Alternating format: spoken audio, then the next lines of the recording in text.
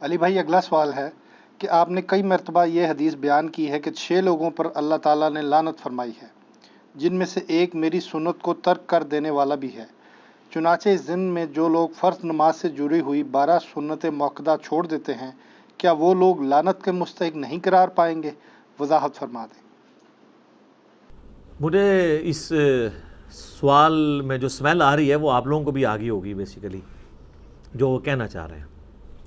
ہمارا ایک clip upload ہوا تھا کہ جو لوگ نماز نہیں پڑھ سکتے سنتوں کے ساتھ، جن کو صرف عشاء کی 17 رکعتیں بتائی گئی ہیں، تو ان کو بتایا تھا ہم نے دن رات میں تو ٹوٹل رکعتیں 17 ہیں جن کی پوچھ آپ سے ہونی ہے، 2 فجر کی، 4 ظہر کی، 4 عصر، 3 مغرب، 4 عشاء۔ وطر اور سنت موقدہ یہ سب سنت عبادات ہیں، بلکہ نفلی عبادات ہیں۔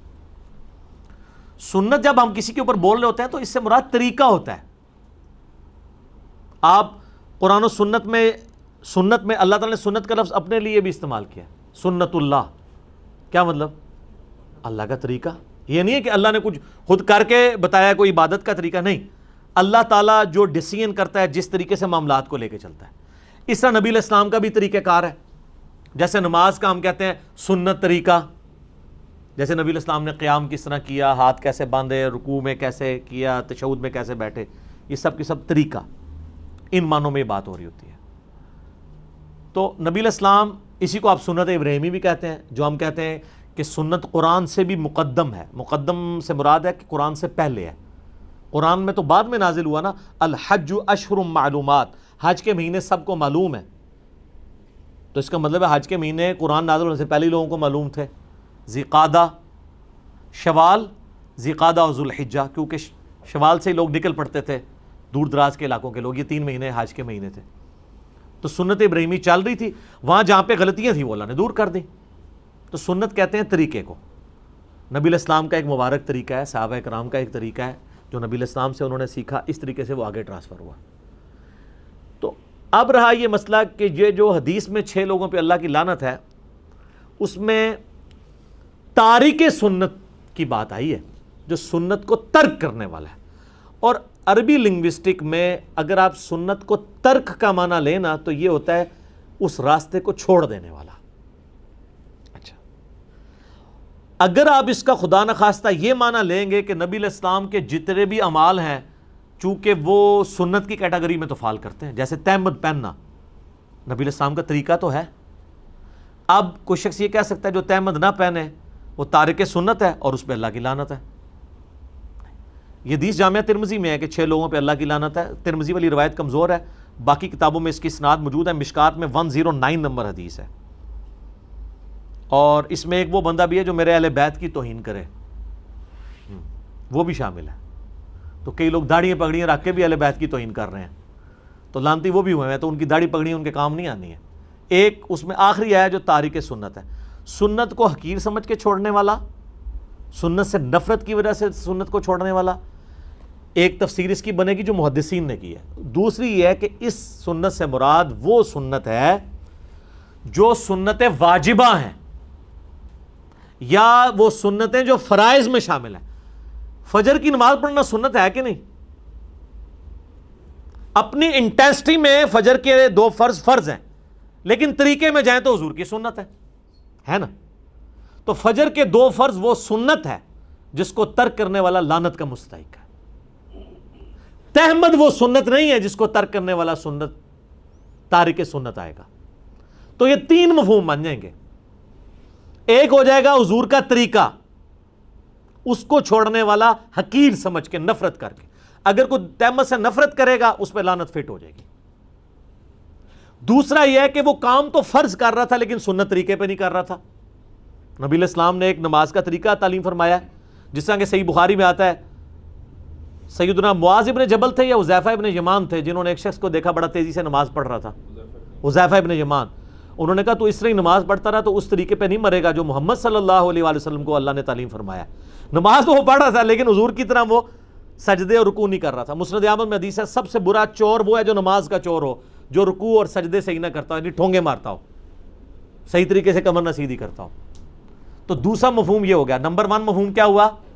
سنت سے نفرت کرنے والا۔ نمبر 2 کام تو فرض کر رہا تھا لیکن سنت طریقے پہ نہیں کر رہا تھا، غلط طریقے پہ کر رہا ہے. ایک بندہ نماز میں ہاتھ سر پہ باندھنا شروع کر دے تو نماز تو وہ پڑھ رہا ہے لیکن سنت طریقے پہ نہیں، یہ کمر پہ باندھ لے. اور نمبر 3، ایسی سنت چھوڑنے والا جو سنت فرض تھی، چاہے حقیر سمجھ کے چھوڑا یا بغیر حقیر کے. ایک بندہ کہ میں نماز کو حقیر تو نہیں سمجھتا لیکن سستی کی وجہ سے نہیں پڑھتا، وہ بھی لانتی ہے. صحیح مسلم میں حدیث ہے جس نے بندے کے کفر اور اسلام کے درمیان فرق کیا ہے؟ نماز. جامعہ ترمذی میں حدیث ہے جس نے جان بوجھ کے نماز چھوڑی گویا اس نے کفر کیا. من ترک الصلاۃ متعمدا فقد کفر. جامعہ ترمذی میں شقیق تابعی کا قول ہے کہ صحابہ کرام تارک نماز کے سوا کسی اور کے اوپر کفر کا فتویٰ نہیں لگاتے تھے، اور کفر کا فتویٰ تو قرآن میں آیا ہے وَأَقِیمُوا الصَّلَاةَ وَلَا تَكُونُوا مِنَ الْمُشْرِكِينَ، سورہ الروم میں. نماز کو قائم رکھو اور مشرکین میں سے نہ ہو جاؤ. تو 3 طرح سے لوگ سنت کے حوالے سے لعنت کے مستحق ہوں گے. نمبر 1، کسی سنت سے نفرت کی وجہ سے چھوڑ دیں، حقیر سمجھ کے. پگڑی کوئی نہیں باندھتا، تارک سنت ہے، لعنتی نہیں ہوگا. ہاں اگر وہ پگڑی سے نفرت کرے گا تو اب وہ لعنتی ہو گیا. ویسے نہیں باندھتا ٹھیک ہے، حضور نے اسے سنت واجبہ ڈکلیئر نہیں کیا. سنت کو حقیر سمجھ کے چھوڑنے والا. دوسرا، فرض کام کر رہا تھا لیکن سنت طریقے پہ نہیں کر رہا تھا، وہ بھی لعنت کا مستحق. اور نمبر 3، وہ سنتیں جو حضور نے فرض کے طور پہ تعلیم فرمائی ہیں، دین میں ضروری جاری کی ہیں اور اس کے چھوڑنے پہ وعید بتائی ہے، اس کو چھوڑنے والا بھی لعنتی ہوگا. اب آ جائیں یہ فرض کی جو 12 سنتیں ہیں، کس ضعیف حدیث کے اندر صحیح تو ہے ہی نہیں ہے یہ 12 سنتیں چھوڑنے والے کے اوپر حضور کی کوئی وعید موجود ہے؟ ہاں، اس کا تو اسلوب بھی بالکل ڈیفرنٹ ہے. بخاری و مسلم دونوں میں موجود ہے. نبی علیہ السلام نے فرمایا جو فرض کے سوا 12 رکعتیں قائم رکھے گا اللہ تعالیٰ اسے جنت میں محل عطا فرمائے گا. یہ ہے فضیلت. وعید بتائیں کدھر ہے؟ وعید ہم آپ کو بتاتے ہیں. ہاں جی جناب، اب آ جائیں آپ اس مثال کی طرف کہ کون سی ایسی سنتیں ہیں کہ جن کو ترک کرنے والا لعنت کا مستحق ہوگا. وہ سنتیں ہیں جن کے اوپر تاکید کی گئی ہے کہ یہ سنتیں واجب کے درجے میں، جس میں مسلمان مردوں کے لیے ٹاپ آف دا لسٹ داڑھی کی سنت ہے، کیونکہ اس کی اصل اور جڑ موجود ہے سورۃ النساء آیت نمبر 119 میں کہ شیطان نے کہا تھا وَلَآمُرَنَّهُمْ فَلَيُغَيِّرُنَّ خَلْقَ اللَّهِ، اے اللہ میں تیری مخلوق کو ابھاروں گا کہ وہ تیری بنائی ہوئی تخلیق کو بدلیں گے. یعنی اللہ نے بنایا اس کو مرد لیکن وہ عورت بننے کی کوشش کرے، کیونکہ عورت کی تو داڑھی نہیں اللہ نے اگائی، مرد کی اڑائی ہے. لہٰذا یہ جو داڑھی اگی ہوئی ہے اللہ کی طرف سے مرد کے لیے، اس کو ریموو کرنا اللہ کی طرف سے بنائی ہوئی تخلیق کو بدلنا ہے. لیکن یاد رکھیے گا بعض چیزیں جو تخلیق بدلنے والی ہیں وہ سنت میں اور فطرت میں داخل ہیں، جس طرح ختنہ کروانا، مونچھیں پست کرنا، داڑھی بڑھانا مسلم شریف میں آتا ہے. بخاری مسلم میں تو جو متفق علیہ حدیث ہے اس میں تو مونچھیں پست کرنا، زیر ناف بالوں کو صاف کرنا، ناخنوں کو کاٹنا، بغلوں کے بال اکھیڑنا یا کاٹنا اور مونچھوں کو پست کرنا. اب ختنے میں بھی آپ تخلیق کو بدل رہے ہوتے ہیں لیکن وہاں پہ اس کو بدلنا سنت ہے. داڑھی کے کیس میں وہ پھر دوسری چیز آ جائے گی کہ مرد کو اللہ نے داڑھی دی ہے آپ اس کو بدل دیں، عورت کو اللہ نے داڑھی نہیں دی ہے. اسی لیے کہا جاتا ہے کہ عورت کے اگر داڑھی کے بال نکل بھی ہیں تو وہ بال ریموو کر سکتی ہے، داڑھی کے آئی بروز نہیں کر سکتی. اس کے اوپر وہ حدیث لگے گی بخاری مسلم کی کہ نبی علیہ السلام نے لعنت فرمائی ان عورتوں پہ جو چہرے کے بال اکھاڑیں، دانتوں میں گیپ بنوائیں یا ٹیٹو بنوائیں، جو میں نے پچھلی دفعہ ڈسکس کیا تھا. تو ظاہر ہے مرد بھی اس میں داخل ہے.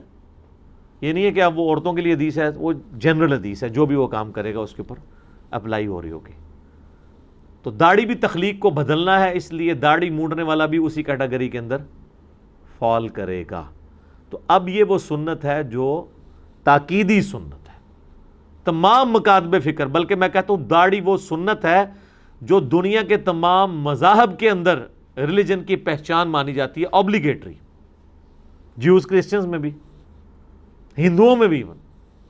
سری سری روی شنکر نے ویکھیا تسی کنا سونا ہے؟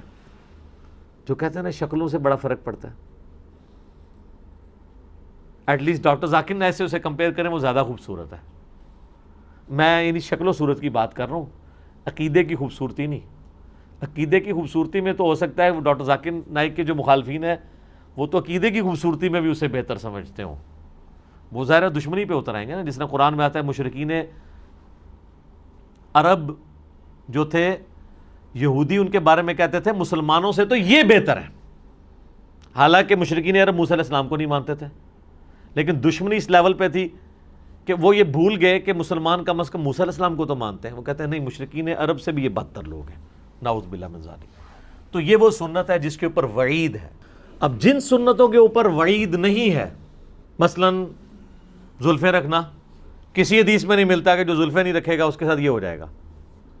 الٹا سنن ابی داؤد میں ملتا ہے کہ مولا علی علیہ السلام کہتے ہیں جب سے میں نے رسول اللہ سے سنا صلی اللہ علیہ وآلہ وسلم, جو غسل کرے اس حال میں کہ اس کے جسم میں کوئی کھال میں یا بال میں حصہ خشک رہ جائے تو اسے عذاب دیا جائے گا. تو مولا علی کہتے ہیں 3 دفعہ فرمایا میں نے اپنے سر کے ساتھ دشمنی کی, میں نے اپنے سر کے ساتھ دشمنی کی, میں نے اپنے سر کے ساتھ دشمنی کی, اور بال ریموو کروا دیے. اب ان کو کوئی کہہ سکتا ہے کہ نبی علیہ السلام نے تو پوری زندگی سر پہ پورے بال رکھے ہیں, آپ صلی اللہ علیہ وآلہ وسلم نے کبھی بھی مستقل حلق نہیں کروایا, حج اور عمرے پہ ہی کروایا. تو اب اس سنت کے تارک کے اوپر تو وہ چیز فٹ نہیں ہوگی, اگرچہ یہ سنت کا ترک یہ بھی ہو رہا ہے کیونکہ دائمہ متواترہ سنت تو زلفیں رکھنا ہی ہے, لیکن اس کے اوپر نہ رکھنے کے اوپر وعید کوئی نہیں ہے. وعید ہے داڑھی والی سنت کے اوپر. اب اس کو لے آئیں آپ نماز کے اندر جو سنتیں ہیں اس کے اندر کون سی وعید آئی ہوئی ہے؟ اس میں تو بخاری مسلم میں آتا ہے جو فرض کے علاوہ 12 رکعتیں پڑھ لے گا اسے جنت میں اللہ تعالیٰ محل دے گا. ایک فضیلت کی بات ہے, اور جو نہیں پڑھے گا ظاہر اسے نہیں ملے گا. That's all. فرض نماز کافی ہے. اور اس کو سپورٹیو حدیث جو ہم اکثر پیش کرتے ہیں, بخاری مسلم دونوں میں حدیث ہے. اہل نجد میں سے ایک اعرابی شخص نبی اسلام کی خدمت میں حاضر ہوا اور اس نے کہا یا رسول اللہ مجھے اسلام کے بارے میں بتائیں کیا ہے. تو آپ صلی اللہ علیہ وآلہ وسلم نے فرمایا کہ تم گواہی دو اس بات کی کہ اللہ کے سوا کوئی معبود نہیں, محمد صلی اللہ علیہ وآلہ وسلم اس کے رسول ہیں. اس کے بعد فرض نماز کو قائم رکھو. اس نے آگے سے پوچھا صرف فرض کو؟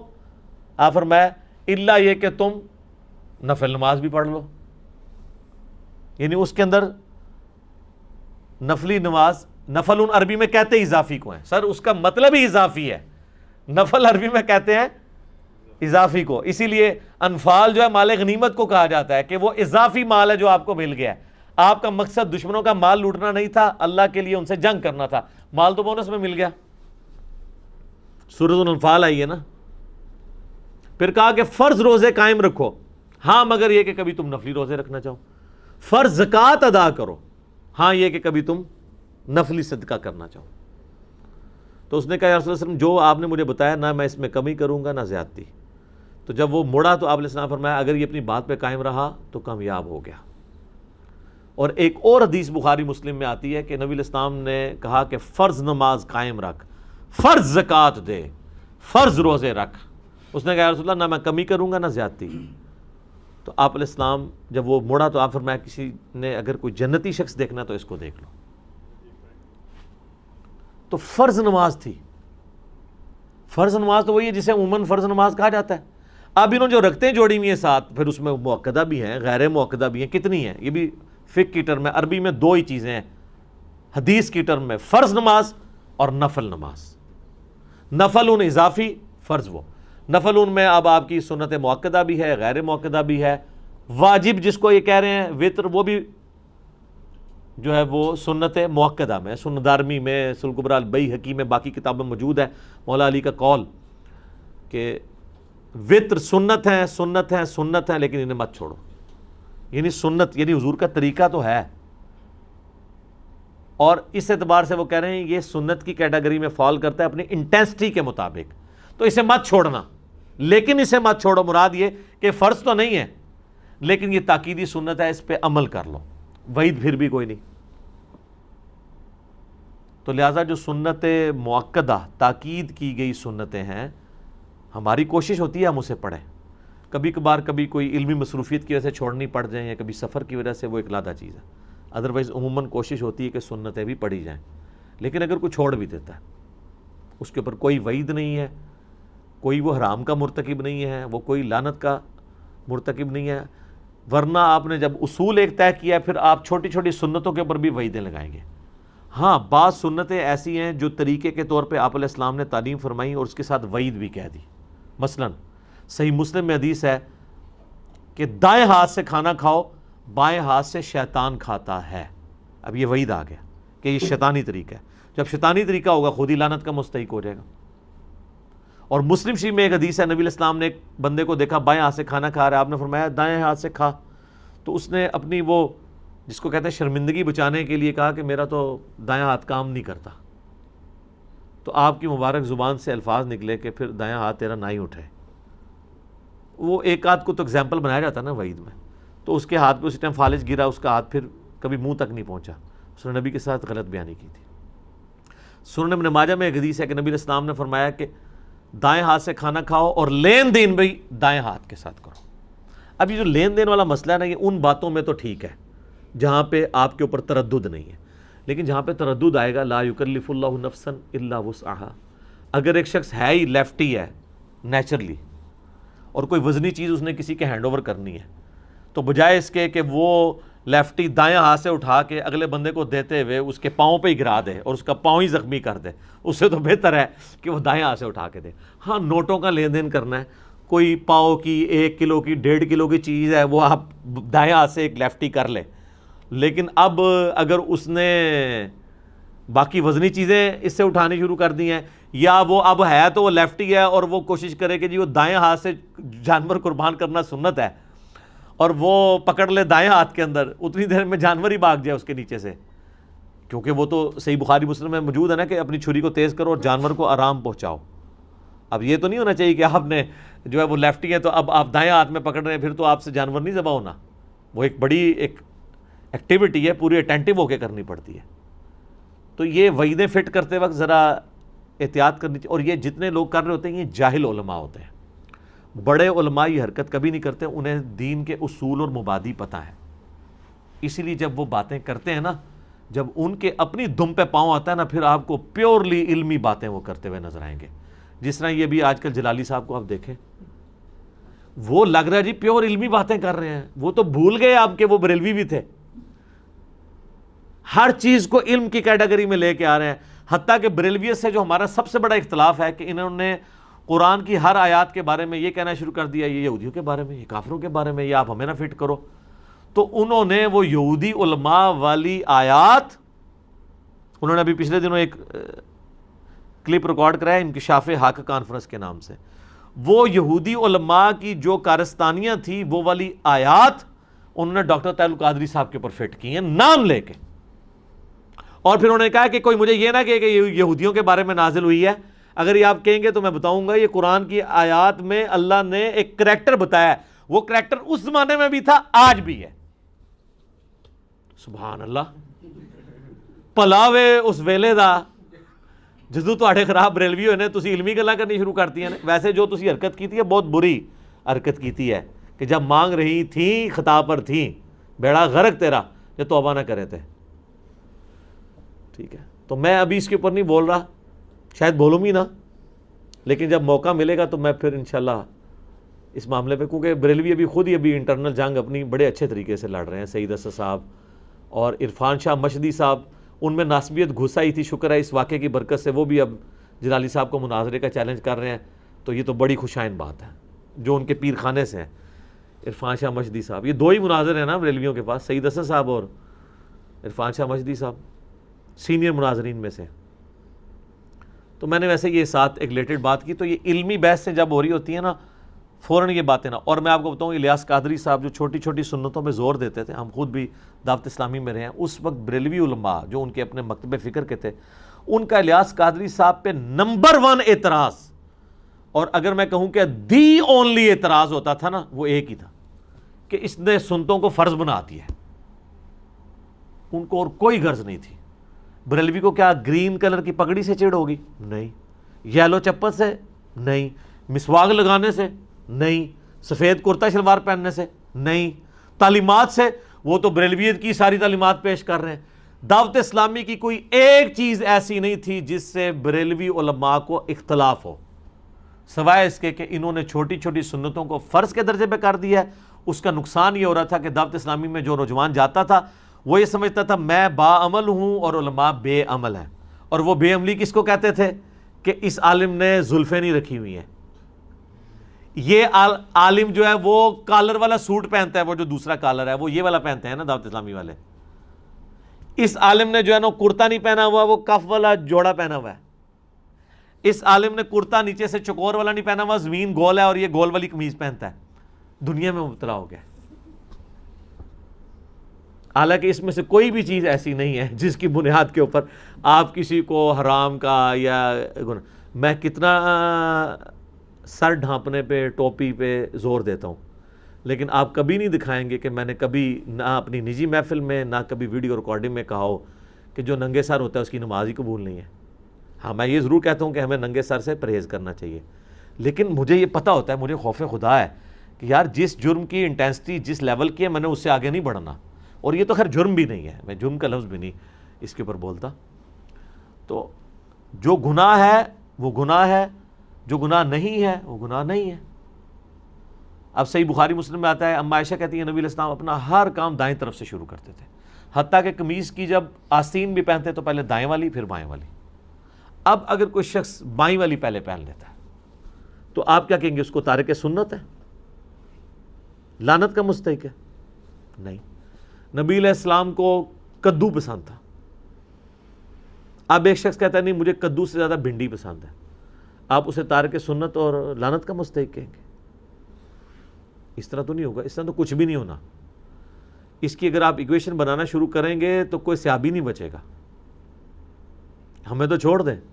بخاری مسلم میں حدیث ہے یہود و نصارہ کی مخالفت کرو، وہ داڑیاں رنگتے ہیں، نہیں رنگتے تم داڑیاں رنگو. یہ حدیثیں جو صحابہ روایت کر رہے ہیں ان میں سے کئی صحابہ، جابر بن عبداللہ ٹاپ آف دا لسٹ، اس کے راوی ہیں اور خود ان کی داڑھی سفید تھی، وہ نہیں رنگتے تھے. تو محدثین نے کہا کہ اس حدیث کا فہم یہ ہے کہ داڑھی رنگنا افضلیت کی کیٹیگری میں فال کرتا ہے، یہ وہ سنت نہیں جو واجبہ ہو. اگر کوئی کہتا ہے سنت واجبہ ہے جس میں تو اس میں تو وعید بھی ہے، تو جابر بن عبداللہ کس چیز کے مستحق ہوں گے؟ اور جابر بن عبداللہ تو چھوٹے سے صحابی ہیں مولا علی کے مقابلے پہ، ویسے تو وہ بہت بڑوں سے بڑے بڑے ہیں.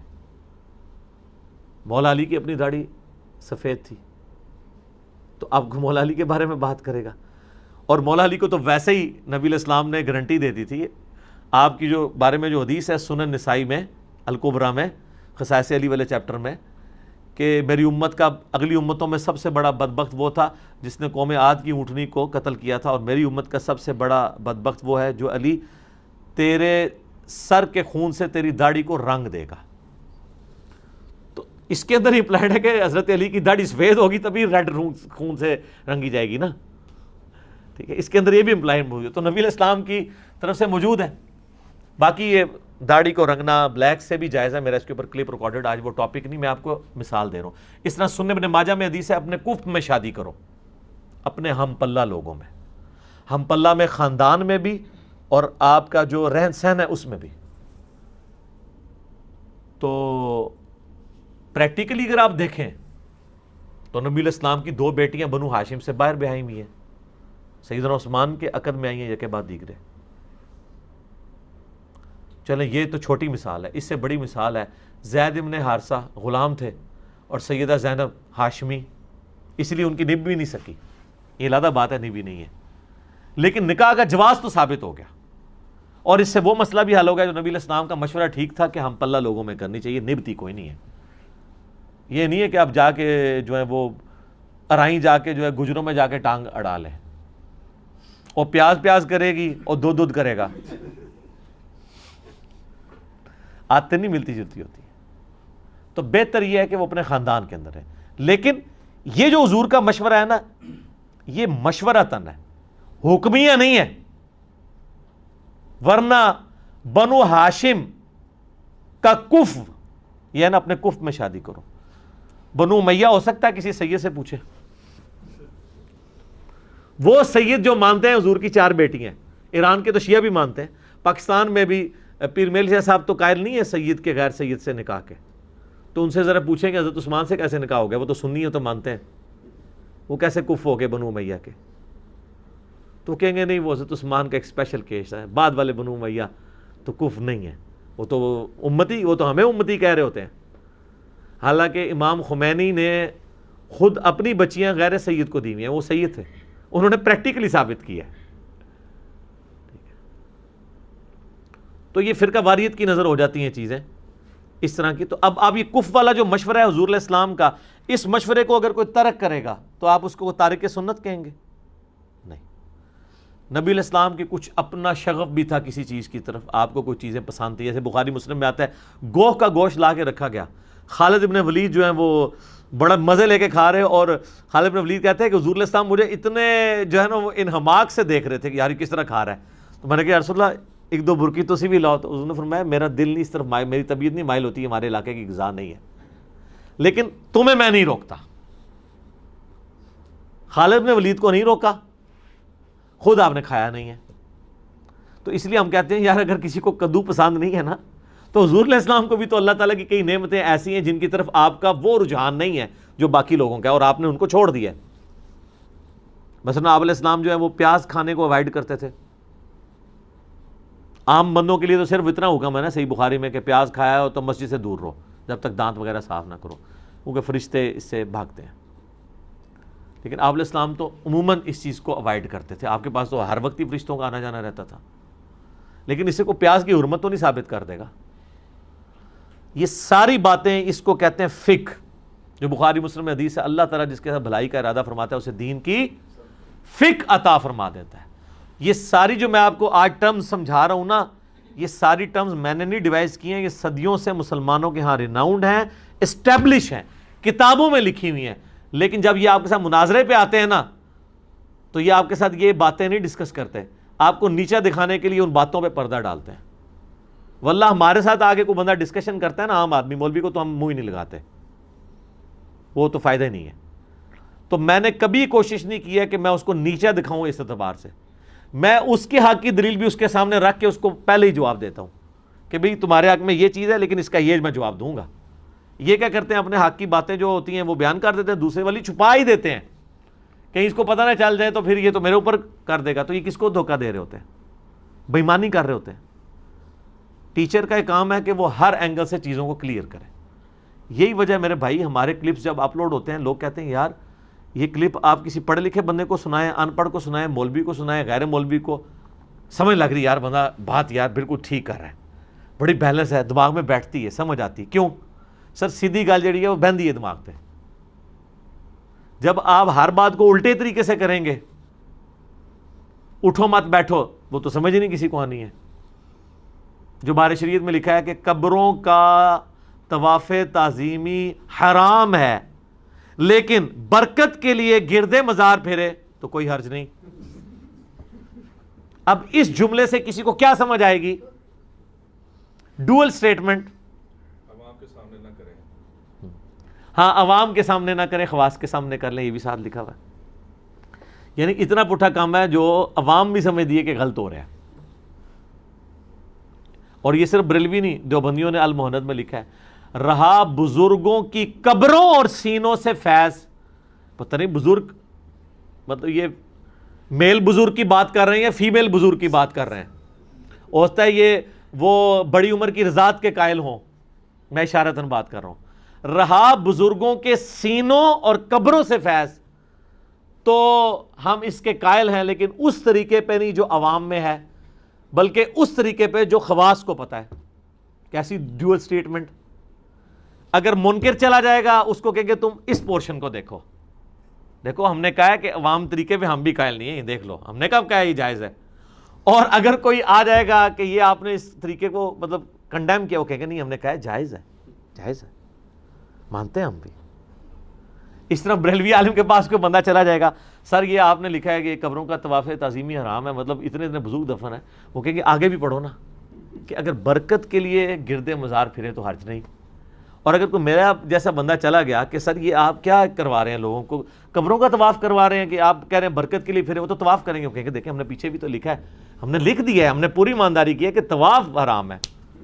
اب بندہ ہو جائے گا کنفیوز کہ یار یہ کیا, اسی میرے یوٹیوب پہ ایک کلپ ہے علماء ماموں کیسے بناتے ہیں،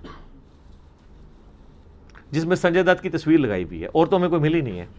علماء کی لگاتے تو انہوں نے کہا تھا ہمارے بزرگوں کی لگا دی ہے. تو ٹھیک ہے سر، ہم نے اسی کی لگائی ہے جس سے یہ ٹرینڈ عام ہوا ہے اس محاورے کا. تو یہ ان کی ڈوئل سٹیٹمنٹس ہوتی ہیں. یہ ایسی چلا مفتی منیب الرحمان صاحب حافظہ اللہ تعالی، ان سے بھرے مجمع میں جیو کی وہ جو چینل ہے ایک تو نیوز والا نا، دوسرا اس چینل کے اوپر پوچھا گیا جی امام کعبہ کے پیچھے نماز ہو جاتی ہے؟ سر اس کا جواب تھا ہو جاتی ہے یا نہیں ہوتی ہے. ایک عام بندہ تو یہ ایکسپیکٹ کر رہا ہے نا. میں آپ سے آگے پوچھوں کہ وضو کے بغیر نماز ہو جاتی ہے نہیں ہو جاتی، تو آپ کہیں گے نہیں ہوتی. یا اگر آپ کے نزدیک ہو جاتی ہے تو آپ کہیں گے جی اگر آپ کو یاد نہیں تھا یا آپ کے امام کا وضو نہیں تھا، آپ کو نہیں پتا تھا آپ کا، تو آپ کی ہو گئی، یہی کہیں گے نا. تیسرا تو کوئی جواب نہیں ہوگا. لیکن انہوں نے تیسرا جواب دیا کہ اگر آپ کا دل مانتا ہے تو ہو جائے گی، نہیں مانتا تو نہیں ہوگی. کیسا پیارا جواب ہے. یہ امام ہمیں کہتے ہیں ہمارے بزرگوں کی عزت نہیں کرتا، اور تم تو اللہ کے بنائے ہوئے امام کعبہ کی عزت نہیں کرتے ہو. وہ فرعون نے تو نہیں مان رکھا ہوا امام کعبہ، مسجد نبوی کا امام. ویسے تو آپ کہتے ہو بزرگوں کی حکم کے بغیر پرندہ نہیں جناب پر مار سکتا. تو جہاں سارے بزرگوں کے بڑے بزرگ دفن ہیں مدینہ شریف میں، نبی الاسلام اور صحابہ کرام، وہاں پہ مسجد نبوی کا امام جو ہے وہ نجدی گستاخ رسول ہے بقول آپ کے، وہ کیوں مسلط ہوا ہوا ہے اور اللہ کے گھر پہ ہوا ہوا ہے؟ تو یہ جواب کیسا ہے؟ یہ بڑا پرفیکٹ جواب ہے، تاکہ اگر کوئی بریلوی پوچھے کہ حضرت آپ نے یہ کیا کہہ دیا کہ دل مانے تو ہو جاتی ہے، آپ کو سیدھا سیدھا کہنا چاہیے نجدی ہیں، گستاخ رسول ہیں، اعلیٰ حضرت کے فتوے ہیں. اعلیٰ حضرت کے بیٹوں نے تو یہاں تک فتویٰ دیا ہے کہ جب تک سعودی حکومت ہے تو یہ حج بھی موقوف ہے، کیونکہ نجدیوں کی حکومت کو اس کا فائدہ ہوتا ہے. تو سر آپ کو تو سیدھا سیدھا کہنا چاہیے تھا گستاخ رسول ہیں، ان کی باتیں سامنے رکھنی چاہیے تھی. تو وہ کہیں گے کہ آپ نے غور سے نہیں سنا، میں نے کہا ہے کہ اگر دل مانے تو. اب آپ جیسا عاشق رسول کیا اس کا دل مانے گا ایسے بدبخت کے پیچھے نماز پڑھے؟ وہ کہا نہیں. تو میں نے یہی تو کہا ہے. اور اگر کوئی میرے جیسا بندہ چلا جائے گا اور کہے گا سر یہ آپ فرقہ واری چھوڑیں، مطلب جو کلمہ گویا آپ اس کے پیچھے نماز پڑھیں. اب یہ ویسے حقیقت بات ہے کہ یہ صرف ان کا قصور نہیں ہے، سعودی عرب کے علماء کا بھی یہ فتویٰ ہے کہ بریلویوں کے پیچھے نماز نہیں ہوتی ہے. یہ جو ان کے چپیڑ منہ پہ پڑی ہے تو ان کی اپنی حرکتوں کی وجہ سے پڑی ہے. دونوں ہی ایک جیسے ہی ہیں. یہ نہ سمجھے کہ میں کوئی ایک سائڈ پہ کھڑا ہوں. تو یہ سر آپ کیا فرقہ واری پھیلا رہے ہیں؟ ایک بندہ اتنا خرچہ کر کے حج عمرے کے لیے گیا، وہاں جا کے بھی بغیر جماعت کے نماز پڑھے. اس کو ویسے اگر وہ 10,000 نمازوں کا ثواب ملنا تھا تو اس کو 27 سے ملٹیپلائی کر کے وہ تو 2,70,000 تک چلا جانا تھا. آپ کیوں اس کو ختم کر رہے ہیں؟ تو بتا کیا کہیں گے کہ میں نے تو یہ نہیں کہا کہ امام کعبہ کے پیچھے نماز نہیں ہوتی. دیکھیں میں نے کہا آپ کا دل مانے تو پڑھیں. کس بدبخت کا دل نہیں مانے گا کہ وہ امام کعبہ جو اللہ نے جس کو اپنے گھر میں جگہ دی ہے، جو اللہ کی مرضی سے ہے، اس کے پیچھے نماز نہ پڑھے؟ وہ تو اتنا خوش نصیب ہے امام. تو آپ بھی جناب قائل ہو جائیں گے. یہ جو حرکتیں کر رہے ہوتے ہیں نا، وہ ہم سمیل کر رہے ہوتے ہیں یہ کس اسٹیشن سے بول رہا ہے. آپ کو تو 10 سال تک ان کی سمیل نہیں آنی تھی اگر ہماری ویڈیوز نہ ہوتی. اب آپ کو فوراً پتہ چل جاتا ہے کہ یہ کس اسٹیشن سے بول رہے ہیں، فوراً. اس لیے ہمارے عام اسٹوڈنٹ جب ان علماء کے پاس جا کے بیٹھتے ہیں نا تو ان کے ہاتھوں بھول جاتے ہیں. آپ ہماری ویڈیوز کے نیچے لوگوں کے ذرا کامنٹس دیکھیں. وہ کہتے ہیں جی آج مفتی صاحب کو کہتے ہیں آج مفتی صاحب سے ملاقات ہوئی، فلاں سے ہوئی، تھوڑی سی بات کی ہم نے، جب بات رکھی تنو کنے دسیا ہے؟ سر سارے پتہ لگ گیا ہوں، تو جانے نہ جانے تو ہی نہ جانے. ٹھیک ہے نا جی، باقی تو سب جان چکے ہیں. تو بات کہاں سے کہاں نکل گئی؟ میں نے اس حوالے سے ڈیٹیل ڈسکشن اس لیے کی کہ تاکہ کوئی کسی کی تشنگی اس حوالے سے باقی نہ رہے. ٹھیک ہو گیا جی.